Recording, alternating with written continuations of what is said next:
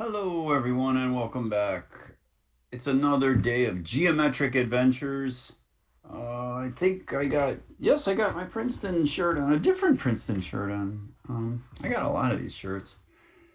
We are fans of Princeton squash in particular, but that's not the topic of today's discussion. We will be talking about the last etude that was not covered in the previous video because we went 30 minutes last time, and I like to keep it to around 30 minutes just for consistency's sake.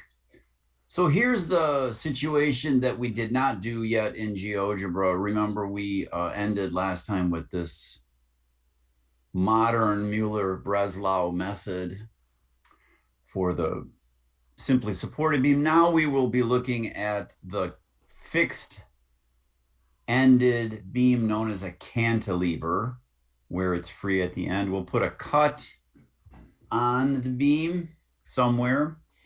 Then we'll put a point where the load starts and a point where the load ends, and that will be a uniformly distributed load, a force per length, a force per length.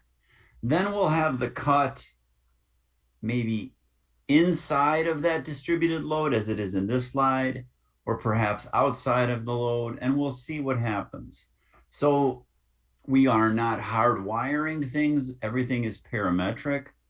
This is the way I will do it graphically. It's actually not necessary to do all of these steps because all you need is the centroid, which will be the midpoint between load start and cut, and the midpoint between cut and load end. So that's really all you need. But for beautiful drawings, we will draw some quadrilaterals here, and then we will ask the robot to find the centroid. Obviously, it's at the midpoint, but it's nice to employ this technique. So here are the two centroids, and then we will perturb the beam due to the cut, and we will be looking for the internal equilibrating moment. That will be a circle centered on cut. We'll move the cut to make sure everything's working, and then we will establish the lofts. And notice if the beam is not moving, there's no loft. And then we will apply the final equation for a large perturbation and then for a small perturbation. Okay, so let's do it. Let's have fun. Obviously, there's lots of different ways of doing this. I will show you my preferred workflow. I like that word. You know I like that word. So I will open up from scratch like we like to do. Our robot, obviously change the font so you could see it. Turn off the labeling on the new objects, close the algebra window, reopen the algebra window. We're almost done with the whole etude. I like to say left is at 0, 0, just hardwire that. That's the only thing you really want to hardwire. And it's so hardwired that I will right click on it, object properties, and I will fix that object so I won't accidentally move it, which I've done many, many times.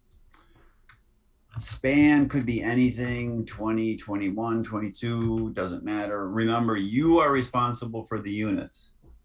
We are also very conspicuously placing products here today. When they start giving me money, I'll say who they are. I like to say right is left plus the x coordinate being the span, the y coordinate being 0. If you don't like that, you don't have to do it. A big fat blue beam for our beam. Ooh. Don't you wish life had a control Z? Do you want to make the bricks? Yeah, you do. Yeah, you do. Notice I'm going to just drop the polygon. I'm not even going to put the points down there. I'm just going to drop the polygon. I have the grid on, so I could snap to lines on the grid. It looks great. Anything is fine. Anything is fine. Right click on that. Object properties under the color. It should be green. Our boundary conditions are green. And our style should be bricks. The famous 0-degree bricks, okay? Looking good. Then hide those points. You don't want those. All right. Hide the grid. Hide the axes. We are almost done. You could change that to a different point if you want.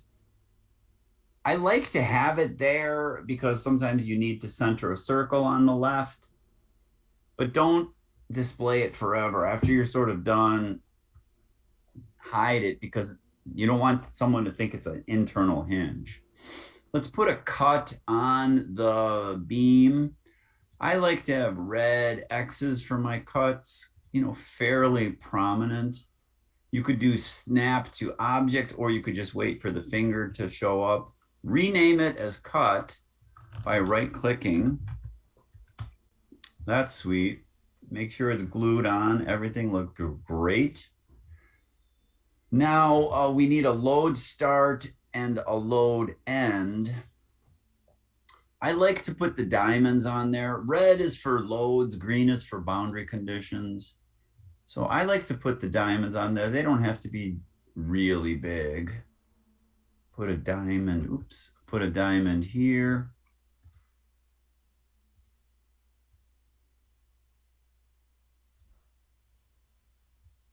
And a diamond here. So it doesn't really matter where.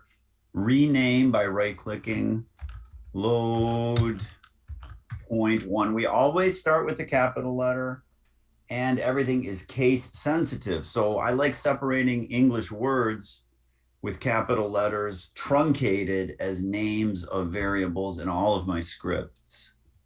That's good coding practice. Okay, make sure it's glued on. Everything looks perfectly glued.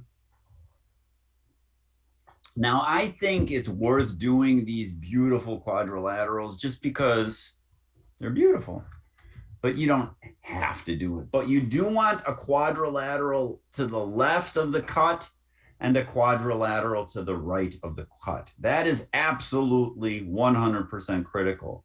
You don't take the centroid of the entire load. You don't draw one quadrilateral from load point 1 to load point 2 because the Mueller-Breslau method, the modern method, and the classic method both require that if there's a kink in the structure and load is distributed over that kink, you must break the load up in proportion to how it's distributed on either side of the kink. That's a long rule, but it's crystal clear why you have to have that rule. I just arbitrarily will draw vertical lines here. Doesn't really matter how you do this. So I'm taking the beam and I'm saying, give me a vertical line there. Give me a vertical line there. I will drop 2 points here. It doesn't matter how big they are. They will be the quad. They will be the depth of the quad. And one more line at the cut. Now, perpendicular lines shooting across will establish the 2 quadrilaterals. I need to find the intersecting points. Use intersect. Don't drop a point there. That's really bad practice. Just use intersect. How easy is that? Click, click. Click, click. Okay, you can hide the lines now or later. I like to use the polygon. The regular polygon is something that is symmetric. You could explore it later. We rarely use it, almost never use it. Just the regular old polygon. Go around. It doesn't matter if you go clockwise or counterclockwise, just end where you started. Now I like to hide my lines. Make sure you sort all of these objects by the object type. Way better technique. Hide the lines. Hide these points. You could actually hide all of the points at this point except for the cut. But it's nice to have load point 1 and load point 2 out there so that you see how the load can be varied parametrically. Okay, so everything looks great. This is just a visual representation. It doesn't do anything mathematically at all. So let's make it a little more visual. Touching both of these by holding the control button, right-clicking, object properties, color should be red, it's a force. Style, I like the hatching. It's a little further down the list. 90-degree hatching, fairly coarsely spaced. No need to make it super finely spaced like that, but it's up to you. It's just aesthetics. It doesn't matter. Whatever is fine. Now we need the centroids of these individual quadrilaterals, and they are called Q2 and Q3. You could see them right here. You could rename them, but it's not worth it. This name is nice to have, though. I like to call them with a capital C. So C1 is the centroid of Q1. Oops, of Q1. Oops, I was looking for it on my load and it ended up in my wall. So this is a good example of a teaching moment. That's what they teach us in teacher school. Double click on it, don't delete it, double click on it and change your error. I just said it was Q2 and Q3, but I typed in Q1. There's the centroid of the first quadrilateral, and C2 will be the centroid of the next quadrilateral. I did that wrong again. I know why I'm doing it wrong, because it's C2 Q3, but that's hopefully obvious to everybody in the room. Very good. Now we could draw the big arrows. That's a great idea, I think, to draw the arrows. It looks really good. Technically, you don't need it, but maybe we'll draw it now since we're on a roll here in terms of aesthetics. The first thing that we need is a force distribution magnitude. So magnitude of the force per length. Is it 100 pounds per foot or 3,000 kilonewtons per meter? And I don't like the way you transcribe kilonewtons, Mr. Robot. You know what I mean. Let's say, I like to say PLF. If you're not in the United States or Rwanda, you won't know what that means, but it's pounds per linear foot. I like to say that. It doesn't matter what it is, 275 or something. And then F1, what is the magnitude of the first force left of the cut? That is the force per length times the distance of the distribution. So F1 is the force per length, which I just defined as PLF. Now it's blue, times what? Times the X distance of the cut point minus the X distance of the load point 1. Do you see that? The X distance of the cut point minus the X distance of load point 1. You'll have a different number based on your geometry and depending on where your cut is. If the cut is all the way at the end, it should be all of the load, right? The next portion of that load is F2, and that would be F2 is equal to, can you do this with me? It is.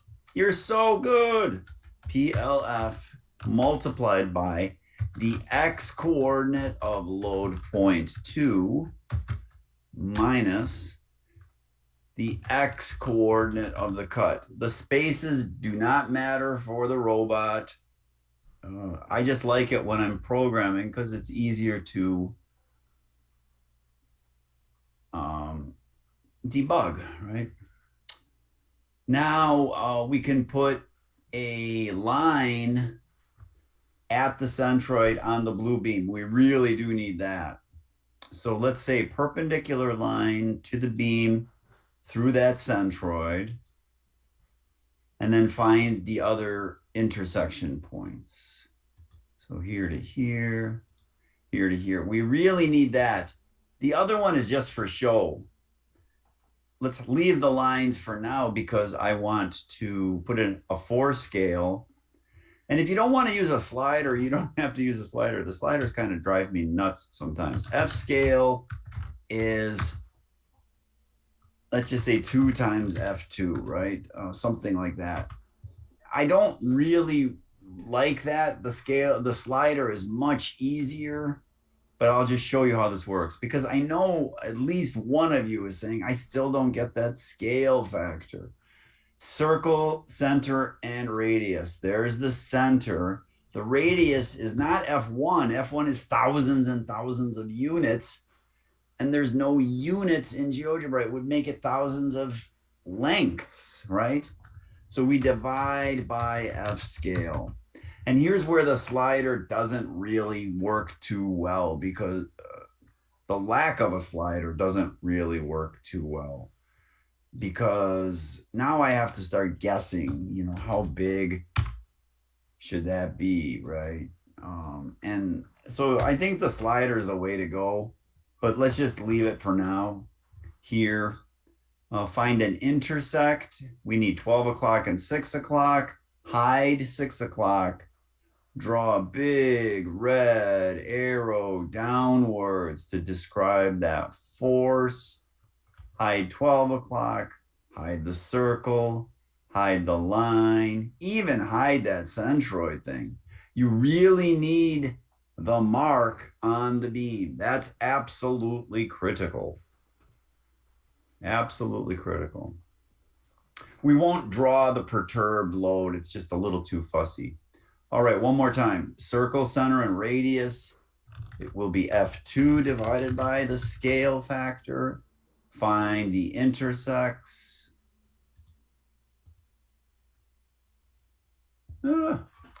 Hide 6 o'clock.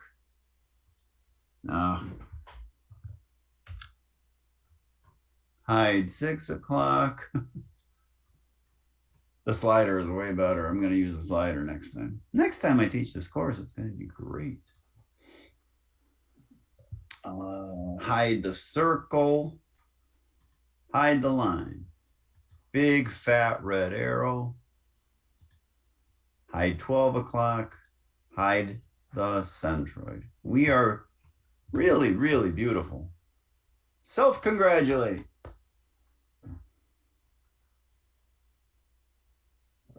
At this point, I'm even going to hide this. I don't like that. You're going to get really fussy with this. I guarantee you, you will get so fussy. You'll be fussier than me. And I'm pretty fussy with this. Oh, my cut. Look, look, look. All this little fussiness. My cut should have been black. I don't know how I changed that accidentally. Yeah, that looks good. Okay. So don't hide these dots, though, that demarcate where the load is actually on the beam. Now, we are seeking the internal moment, so we want to perturb the beam in terms of rotation. The quickest way I think of doing this is to draw a circle that is centered on cut that snaps through the free tip. Just do that. So you don't have to measure it. You don't have to calculate anything. Just use this snapping feature right here. Circle with center through point. Center through point. What could be easier? It's just so nice. Big fat, a dot first. a dot. I don't, I'm so fussy. Should be black. I'll change that next time.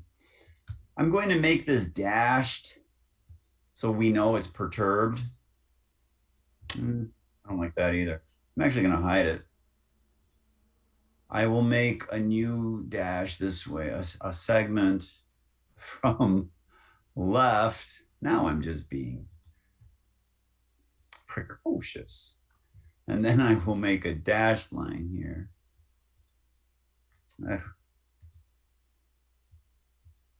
My evaluations are going down. All right, now the big solid perturbed line. Ooh, that looks nice. Okay, now we could do delta as the angle. The angle button is in here, right? It's angle, select 3 points or 2 lines. I always select 3 points and I usually get the order wrong, but I've done this one so many times that I know the order on this one. If your order is wrong, you'll get the exterior angle. If your order is correct, you will get the interior angle. And if your order is wrong, just go the other way. So what do I mean by that? This is the wrong direction, here to here to here. I get that external one. So just stop, don't even do it.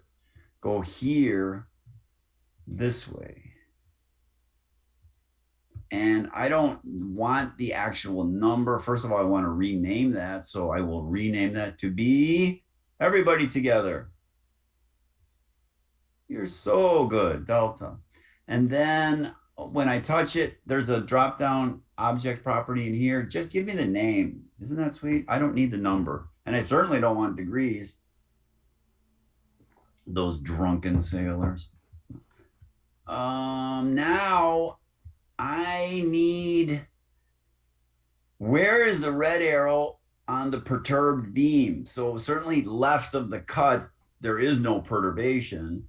Right of the cut, where is the perturbation? Let me zoom in here. Right of the cut, where is that perturbation? Can you see it? Can you think of a really clever way that is super fast of finding where that perturbation is on the where that load point is, where that centroid of the load right of the cut, where is that application point on the perturbed beam? Now, notice how fussy I was with all my language. Engineers are fussy with our language, especially when we're coding, because load point means something. It means this to me as a programmer, right? And I'm not a programmer at all. I'm a poser. All right. All right, I'm going to show you my way of doing it, which should become your way of doing it. Circle with center through point. There's the center, there's the point. What could be easier than that? Just go find this intersection. Click, click. We are done with that. And hide the circle. Now, all I need is the vertical distance. You can draw a segment. Yes, you can.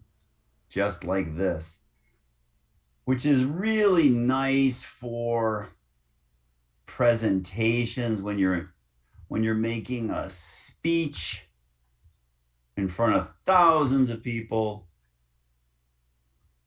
These look great, but there's just a lot of clicking, clicking, clicking. See, you know exactly what I'm going to do, right? I'm going to find that intersect. I'm going to hide all these lines. I'm going to draw a green line, and that green line will be the vertical loft, and I'll call that loft 2 segment. Loft 2 segment, because I think that looks great. It's in the book. I love it, except there's a lot of click, click, click, click, click, and I kind of like the other way pretty quickly too. Now the other way, the problem, well, it's an opportunity. We don't have problems in engineering. We just have opportunities. For those of you who have a little bit of programming skills, I think you might know where I'm headed with the next statement. I can program loft2 as y of one point minus the y of the other point. I can also ensure that the sign is respected. So I can say it's y of the lower point minus y of the upper point, and then I could use equation 1 with a positive sign. If you don't know what I'm talking about, don't worry too much. The segment approach is a scalar. That's your loft, but then you have to make some decisions about the signs, right? So I actually prefer the latter version. Let me just show you what I mean here, because I hope this all makes sense to you. I'm going to call it loft2 version 1 is y of that point, the one on the beam, that's L minus R. Y of L minus y of R. And then I'm going to say loft2 version 2 is y of R minus y of L. Now, obviously, there's just a sign difference, but it is a negative loft. So if you were programming this strictly as a programmer, loft2 version 2 would be your default choice. And then you would program the fundamental equation unknown times delta plus fi loft I equals 0. So you're assuming that it is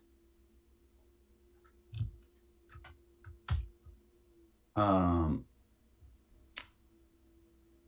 direction, right? A magnitude. And then you have to do one more programming step of saying, okay, well, I got to solve for the unknown, which is minus fi li over delta. If this is really confusing you, all I'm doing is playing with the minus signs, right?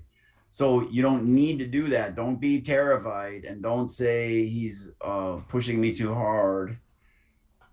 The load is going down. The loft is going down. They agree. It's positive.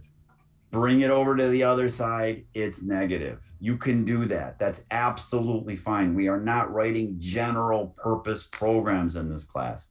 We are doing specific etudes to understand equilibrium and to do some cool parametric stuff. I will program it absolutely what I just said.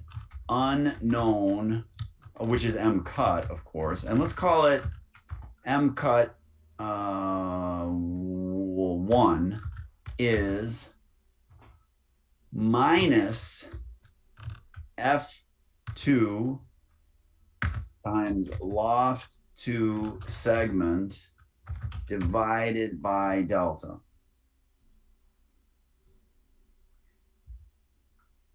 Or I can use the negative one and I could say it's the opposite of that. So I can say M cut 2 is the opposite of F1 times loft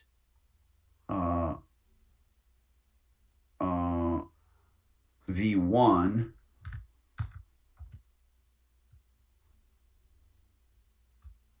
over delta, right? You could see I was hesitating like a chess master who didn't know what he was doing. It's saying I messed up. Loft 2, there it is. You can see it's gray. I was blabbing and I didn't see it. So now it's blue. And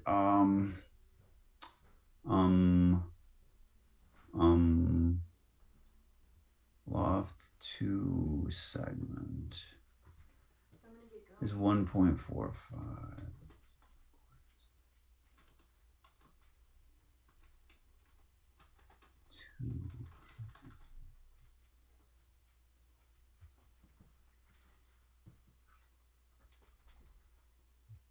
Left two segments. Let's see here. M cut is that. F2, sorry. I hope you saw that.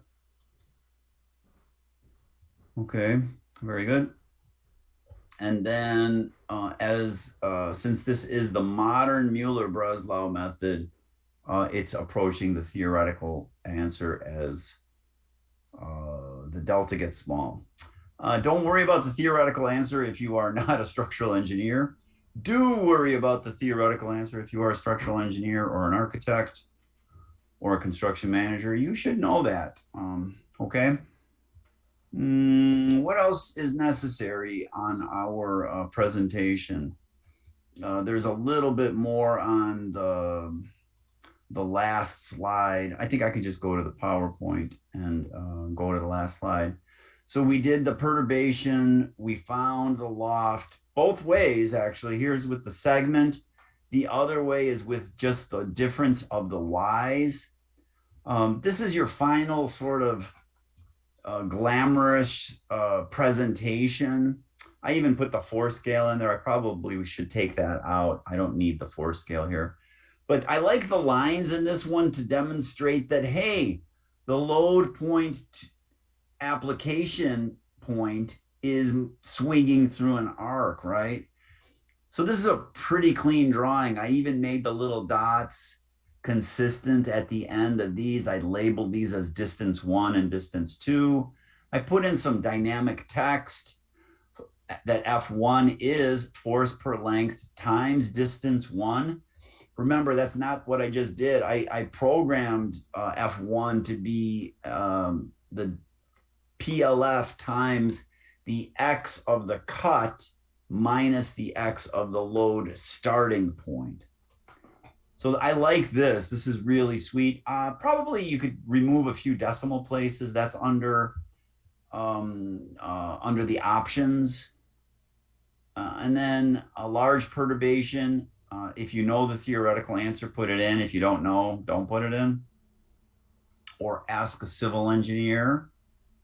Any civil engineer on planet Earth can get you that.